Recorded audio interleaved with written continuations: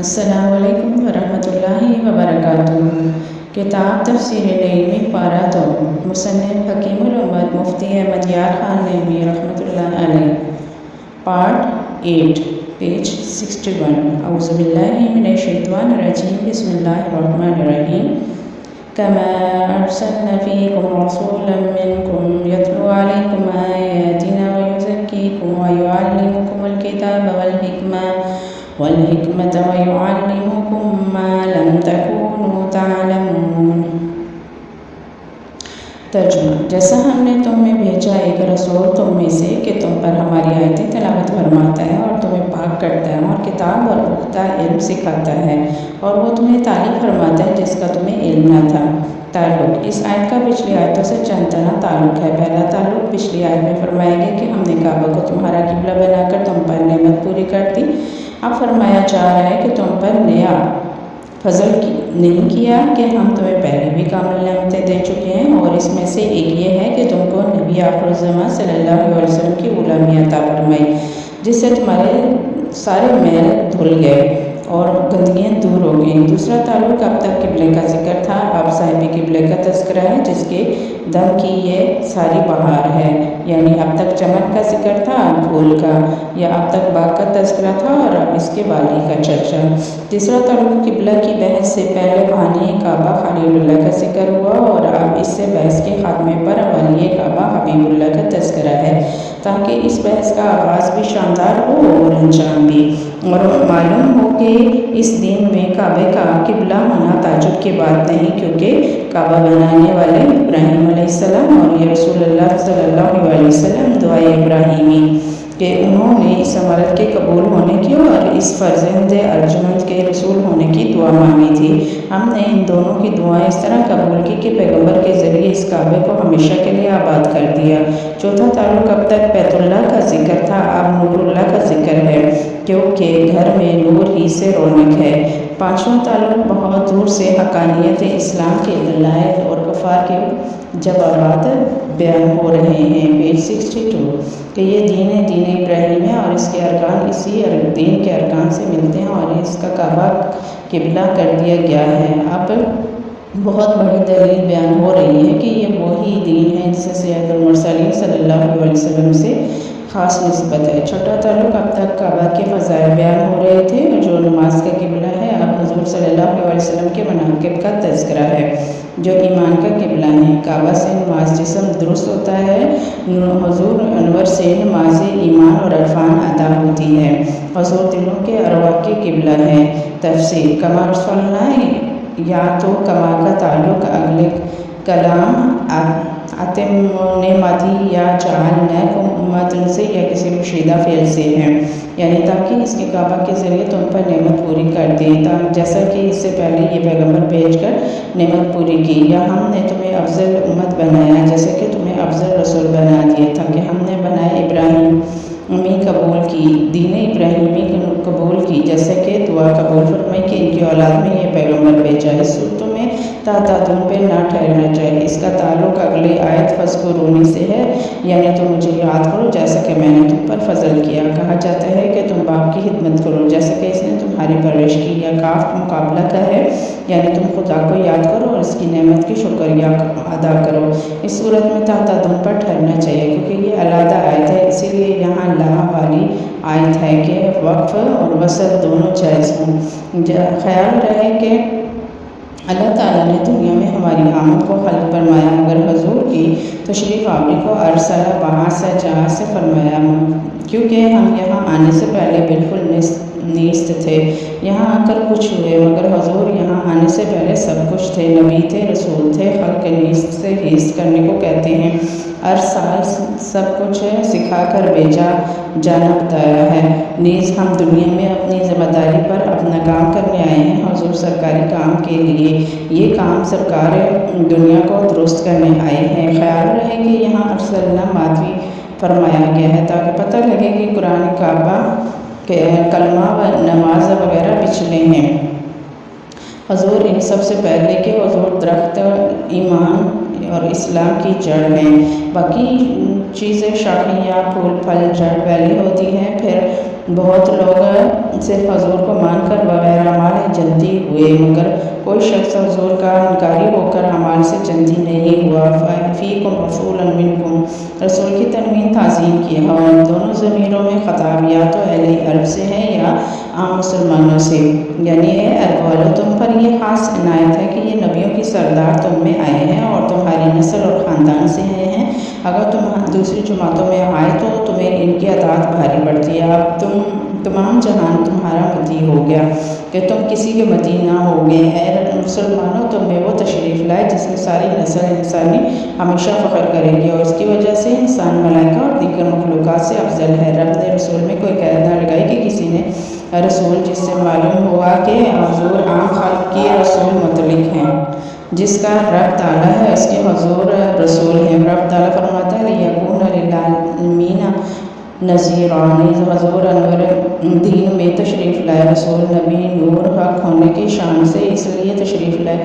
آبری کی آیات میں آپ کو ان القاب سے یاد کیا گیا، مگر معراج میں رب کے پاس حاضر ہوئے ابدیت کی شان سے، لہٰذا وہاں فرمایا کہ اسری بعبدی، جیسے حاکم کچہری میں شان حاکمیت سے جاتا ہے مگر گھر میں آتا ہے اپنے والدین کا بیٹا، اولاد کا والد ہونے کی شان سے، غرض کہ حضور یہاں وکیل بن کر نہیں بلکہ رسول بن کر آئے، پھر وہ خالی نہ آئے بلکہ صالحات ساتھ لائے کہ یتلو علیکم آیاتنا، تمہارے سامنے قرآن آیتیں تلاوت فرماتے ہیں، یعنی قرآن لائے بھی اور تمہیں سنایا بھی سکھایا بھی۔ اور اسی میں اشارتاً دو صفتیں بیان ہوئی ہیں، ایک یہ کہ وہ تم میں ہی رہیں، کہیں کسی سے پڑھنے نہ گئے۔ پیج 63۔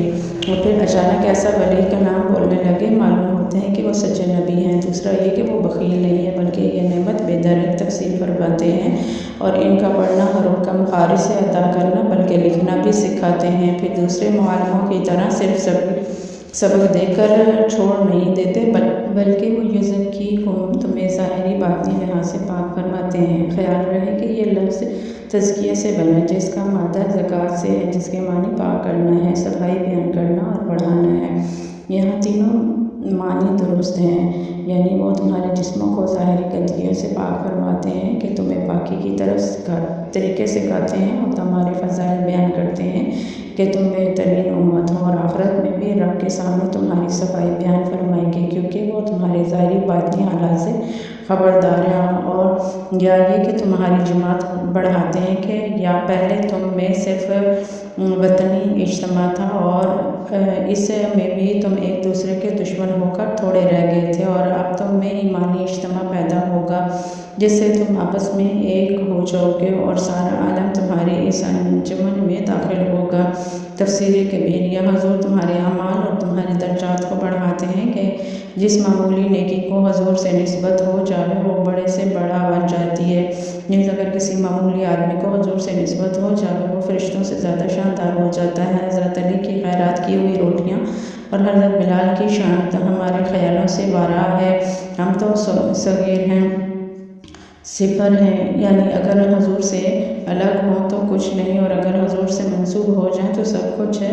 صفر عدد سے مل کر بہت کچھ ہو جاتا ہے، الگ رہے تو خالی ہے، اور پھر فقط پاک کر کے ہی تم کو نہیں چھوڑتے بلکہ وَيُعَلِّمُكُمُ الْكِتَابَ وَالْحِكْمَةَ، تمہیں یہ کتاب اور حکمت سکھاتے ہیں۔ وَيُعَلِّمُكُمْ سے معلوم ہوا کہ وہ آہستہ آہستہ تعلیم دیتے ہیں تاکہ ذہن نشین ہو جائے، اور کتاب سے قرآن کریم اور تعلیم سے اس کے معنی اور احکام اور اسرار کا سکھانا مراد ہے، اور حکمت سے صحیح اعمال یا کبھی اور دلائل اور حدیث یا فقہ مراد، کیونکہ یہ حکم سے بنا جس کے معنی ہے مضبوط کرنا، فیصلہ کرنا اور واپس کرنا، روح البیان۔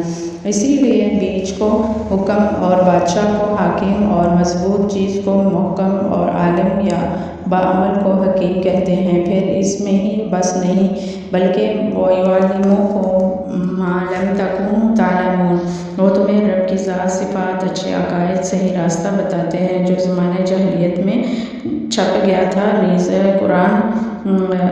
قرآن پاک کے اجمالی احکام جیسے نماز، روزہ، زکوٰۃ وغیرہ پر عمل کر کے بتاتے ہیں۔ اس تفسیر سے معلوم ہوا کہ اس آیت کے جملوں میں تکرار نہیں بلکہ ہر ایک کے نئے معنی ہیں۔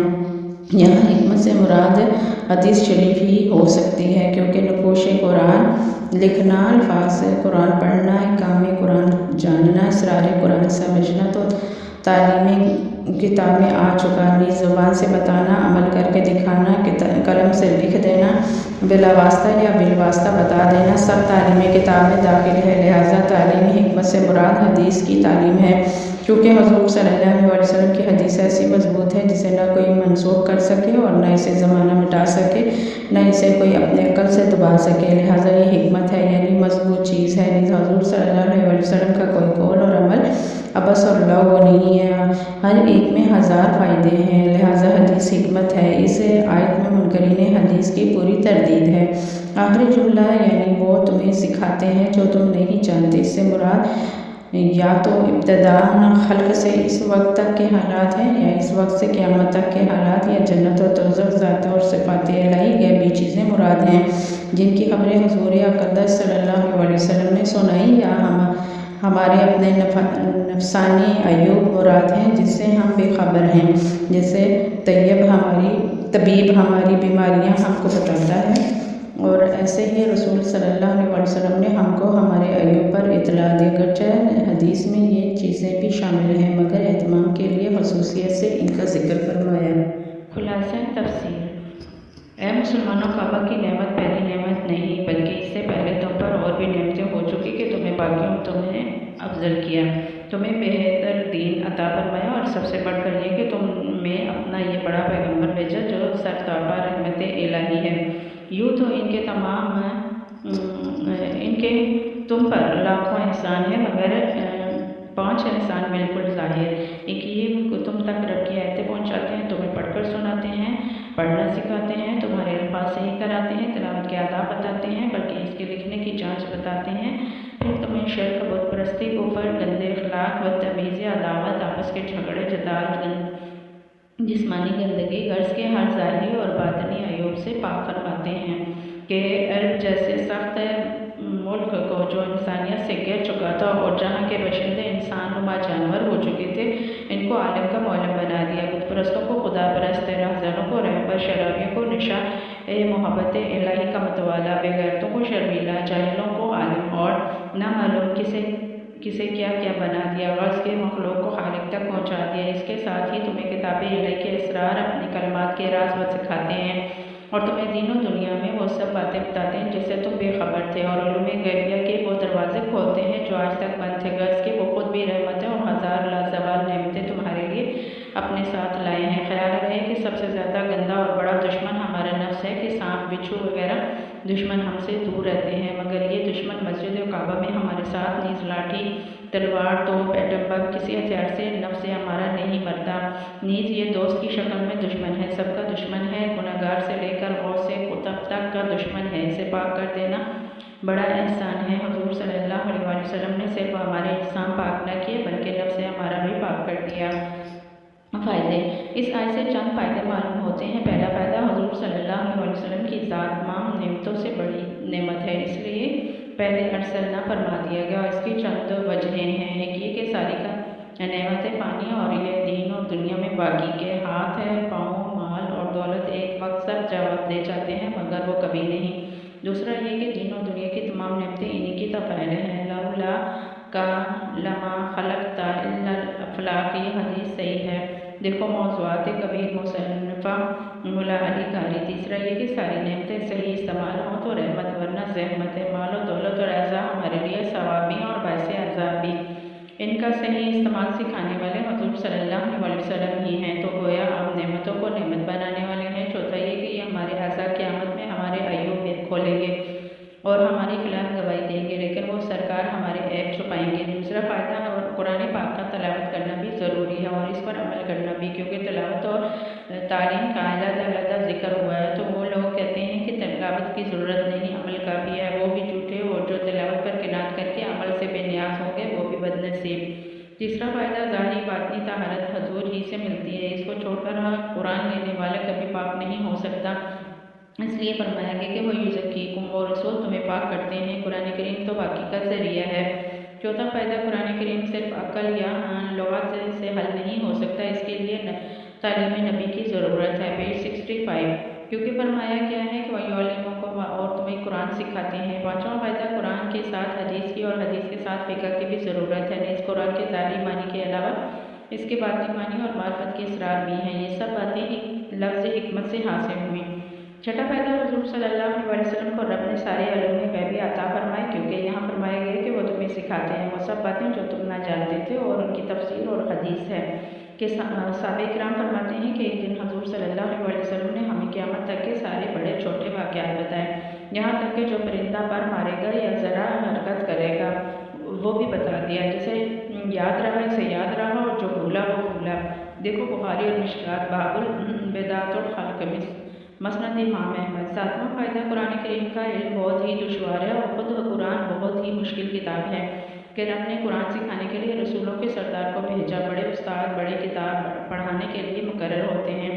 رب نے تعلیمی قرآن دنیاوی استادوں یا محض عقل سے نہ دی۔ قرآن آسان ہے حفظ کرنے کے لیے، رب فرماتے یسرنا القرآن للذکر، لہٰذا یہ کتاب کے خلاف نہیں۔ دیکھو سائنس اور تمام عقلی اور نقلی علوم سکھانے کے لیے نبی نہ بھیجے گئے، وہ عقل کے حوالے کر دیے گئے، مگر قرآن کی تعلیم کے لیے سید الانبیاء بھیجے گئے۔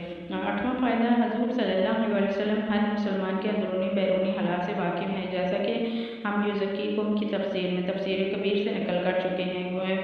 گواہ کی صفائی وہی بیان کرے گا جو اس کے سارے حالات سے واقف ہو۔ نواں فائدہ، رب کے افعال کو حضور صلی اللہ علیہ وسلم کی طرف مجازاً نسبت کرنا جائز ہے۔ دیکھو پاک فرمانا جو خدا کا کام ہے، یہاں حضور صلی اللہ علیہ وسلم کی طرف منسوب کیا گیا۔ دیگر آیات میں اور بھی رب کے فعلوں کو حضور کی طرف نسبت دی گئی ہے۔ اللہ اور رسول نے انہیں اپنے فعل سے غنی کر دیا۔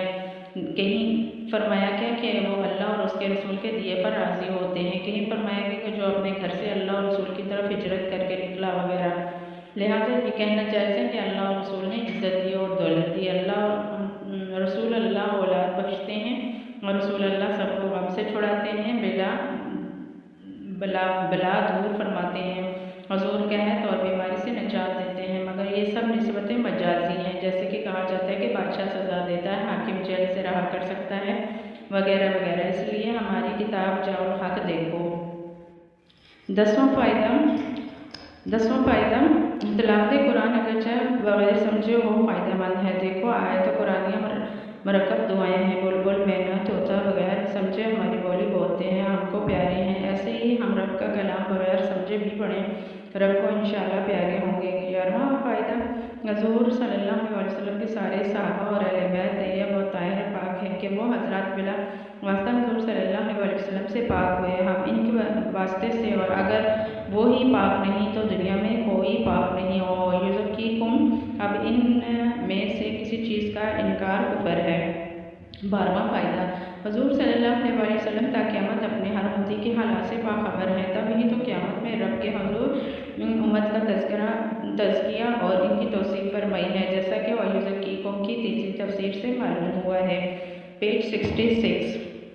پہلا اعتراض، تعلیمی کتابیں تلاوت اور حکمت اور نہ جانی ہوئی باتوں کا علم سب داخل تھا، پھر انہیں علیحدہ کیوں بیان کیا گیا؟ جواب، جس کا جواب تفسیر میں گزر گیا ہے کہ تعلیمی کتاب سے قرآن مجید کے مضامین اور مسائل سمجھنا مراد ہے، حکمت سے اسرار قرآنی یا حدیث یا فقہ مقصود ہے، اور تلاوت سے قرآن کریم پڑھنا اور سکھانا مراد ہے، اور نہ جانی باتوں کو سکھانے سے عملاً احکام سکھانا یا علوم غیبیہ بتانا مقصود۔ لہذا ہر لفظ نیا فائدہ دے رہا ہے۔ دوسرا اعتراض، پاکی کا ذکر اخیر میں چاہیے تھا، کیونکہ یہ کتاب اور حکمت کی تعلیم کے بعد حاصل ہوتی ہے، پھر اس کا ذکر بیچ میں کیوں کیا گیا؟ جواب، اس کے چند جواب ہیں۔ ایک یہ کہ یہاں پاکی سے گندگی کو دور کرنا مراد ہے، اور ظاہر ہے کہ تعلیمی کتاب اس کے بعد ہی ہوگی، یعنی آیتیں سنا کر غفلوں کو مسلمان کیا، پھر مسلمان کر کے انہیں علم سکھائے۔ دوسرا یہ کہ تزکیہ میں نفی اور تعلیم میں ثبوت ہے، اور نفی ثبوت سے مقدم، جیسے لا الہ الا اللہ، یعنی یہ نبی ہیں، پہلے تمہیں عیوب سے پاک کرتے ہیں، پھر صفات سے موصوف۔ تیسرا یہ کہ پاکی اصل مقصود ہے اور علم اس کا ذریعہ، اگرچہ پاکی بعد میں حاصل ہوتی ہے لیکن اس کا خیال پہلے سے ہی ہے کہ تزکیہ کے لیے ہی علم ہے، لہذا اصل مقصود کو پہلے بیان کیا گیا اور ظاہر کو بعد میں۔ تیسرا اعتراض، اس آیت سے معلوم ہوتا ہے کہ ہر مسلمان یا کم از کم ہر صحابی عالم الغیب ہے، کیونکہ یہاں ما عام ہے، یعنی وہ نبی تم کو ہر نہ جانی بات سکھاتے ہیں، جیسے وَعَلَّمَكُم مَا لَمْ تَكُونُوا تَعْلَمُونَ، اور جب تم وہاں ماں کی وجہ سے حضور کے لیے علم غیب کلی مانتے ہو، تو یہاں بھی اس ماں کی وجہ سے سب کو علم کلی غیب مانو، اور اگر یہاں ماں سے صرف شرعی احکام مراد لیتے ہو تو وہاں پر بھی یہی تسلیم کرو۔ جواب: ماں سے عام علم سے ہی مراد ہے۔ بے شک حضور صلی اللہ علیہ وسلم نے صحابہ کرام کو ساری چیزیں سکھائیں مگر انہیں وہ سب یاد نہ رہی، لہٰذا یہاں تعلیم عام ہے، علم عام نہیں، مگر رب نے نبی کو سب کچھ سکھایا اور فرمایا علمکم ما لم تکونوا تعلمون، اور نبی کریم صلی اللہ علیہ وسلم نے سب کچھ سیکھ بھی لیا کہ فرمایا ہے فتجعلی کل شیء ورفت۔ اور ہم تفسیر میں بخاری، مشکات اور مسند امام بن احمد حنبل کی حدیث نقل کر چکے ہیں کہ خود صحابہ فرماتے ہیں کہ جسے یاد رہا اسے یاد رہا، جو بھولا وہ بھول گیا بس۔ بعض جگہ فرماتے ہیں علمناہ احفظناہ، ہم میں سے بڑا عالم وہ تھا جسے یہ بات زیادہ یاد رہا۔ یہاں عموم تعلیم کا ذکر ہے نہ کہ عموم علم کا۔ تفسیر سفیانہ: بعض تعلیم ہے تعلق، بغیر تعلق فیض دینا اور لینا ناممکن، اگرچہ ادنا کو اعلیٰ سے ذاتی تعلق نہ ہو، اور درمیان میں ایسا برزخ چاہیے جو جانبین سے متعلق ہو۔ دیکھو ہڈی گوشت کے درمیان پٹھی کا واسطہ ہے، اور تمام اعضاء میں رگوں کا سلسلہ موجود خالق اور مخلوق میں بے تعلقی تھی، لہٰذا ایسی ذات کی ضرورت پڑی جو ان میں تعلق قائم کرے، اور حرف مشدد کی طرح جو جانبین سے وابستہ ہو، اور اس ذات کا نام رسول ہے۔ وہ رسول بظاہر ہمارے اور باطن رب کے ہیں، جسماً بشر اور روحاناً ملک سے ورا، اور ان پر مخلوقیت کے سارے مدارج کی انتہا، اور ان کے بعد صرف خالق کا درجہ وہ کرم سے سب کے قریب ہیں، اور شرح میں عقل اور کمال اور وہم سے بالاتر ہے۔ قیامت کے دن پہلے تو ساری مخلوق انہیں ڈھونڈے گی، انہی کی تلاش میں در در کی خاک چھانے گی، یہ حضور کے اشرف کا اظہار ہوگا۔ پھر وہ اپنے ایک ایک گناہ گار کو ایسے ڈھونڈے گی جیسے مہربان ماں باپ گم ہوئے بچے کو، یہ ان کے کرم کا ظہور ہوگا۔ بظاہر بعض کے بعد کے ہیں، مگر در حقیقت سب سے پہلے بظاہر بعد کی اولاد ہیں، اور باطن سب کے باپ حضور صلی اللہ علیہ وسلم، لہٰذا ان کی تشریف آوری تمام نعمتوں سے بالاتر ہے۔ اس لیے درست دست قدرت نے بھی انہی پر ناز فرمایا کہ هو الذی ارسل رسولہ، اور یہاں بھی تعلیمی کتاب وغیرہ سب سے پہلے ارسال یعنی بھیجنے کا ذکر کیا، اور اس بھیجنے کو اپنی طرف اور باقی تمام نعمتوں کو حضور کی طرف نسبت دی، یعنی ہم نے بلا واسطہ انہیں تمہارے پاس بھیجا، باقی ہماری ساری نعمتیں تمہیں ان کے ہاتھوں ملی، لہٰذا آپ کا وجود اثر وجود باقی ہر شے اس کے تفعیل موجود۔ صوفیہ فرماتے ہیں کہ آیات قرآنی عرشی تھیں اور ہم فرشی، نہ کہ ہم عرش تک رسائی نہ آیتیں ہم تک آ سکتی تھیں۔ حضور وہ ہیں جنہیں عرشوں سے عرشی بنا لینا آتا ہے اور فرشوں کو دینا آتا ہے، اس لیے یتلو علیکم ارشاد ہوا کہ اگر زبان مصطفیٰ کا واسطہ نہ ہوتا تو تم آیات الہیہ نہ پاتے۔ پھر حضور انور شریعت کے پانی سے ہمارے جسموں کو، اور طریقت کے پانی سے ہمارے دلوں کو، معرفت کے پانی سے ہمارے خیالات کو، اور حقیقت کے پانی سے ہماری روح کو پاک فرماتے ہیں۔ ناپاک کو پانی جب بھی پاک کرتا ہے جب کوئی پاک کرنے والا ہاتھ بھی درمیان میں ہو۔ یہ چاروں پانی ہمارے چار گندی چیزوں کو حضور کی کرم سے پاک کرتے ہیں۔ اب رہا ہمارا نفس، ہمارا یہ نجس العین ہے جو ہمارے پانی کسی پانی سے پاک نہیں ہوتا، اور اس کی پاکی کا ایک ہی ذریعہ وہ یہ کہ اسے عشق الہی کی آگ میں جلا کر راکھ کر دیا جائے، یا کان پناہ میں اس کی حقیقت بدل کر اسے نفس مطمئنہ بنا دیا جائے۔ دیکھو نجس گوبر راکھ ہو کر پاک ہی نہیں بلکہ پاک گر ہو جاتا ہے کہ پھر اس سے برتن پاک اور صاف ہوتے ہیں، اور خدا گدا نمک کے کان میں جا کر نمک بن کر پاک ہو جاتے ہیں۔ اس لیے فرمایا وَيُزَكِّيكُمْ، تمہیں ہر طرح ہر قسم کے پانیوں اور عشق کی آگ سے پاک کرتے ہیں۔ حضور صلی اللہ علیہ وسلم نے عثمان غنی سے فرمایا کہ جو چاہو کرو تم جنتی ہو گئے، اس میں انہیں گناہوں کی اجازت نہیں دی گئی بلکہ ان کے نفس کو پاک بنا دیا گیا۔ اب نفس سوائے خیر کے کچھ چاہے گا ہی نہیں، جیسے جنت میں حکم ہوگا وہ جو چاہو کرو، کیونکہ وہاں نفس سے فنا یا پاک ہو چکے ہوں گے۔ عثمان غنی کے لیے یہاں ہی جنت بنا دی گئی۔ اسی پاکی اور صفائی کے بعد حضور صلی اللہ علیہ وسلم نے قرآن کا علم سکھایا، کیونکہ علم قرآن پاک دلوں میں قائم ہوتا ہے۔ نقش قرآن کاغذ میں، الفاظ قرآن زبان میں، معنی قرآن دماغ میں، اسرار قرآن دل میں، رموز قرآن روح میں ہی رہتے ہیں۔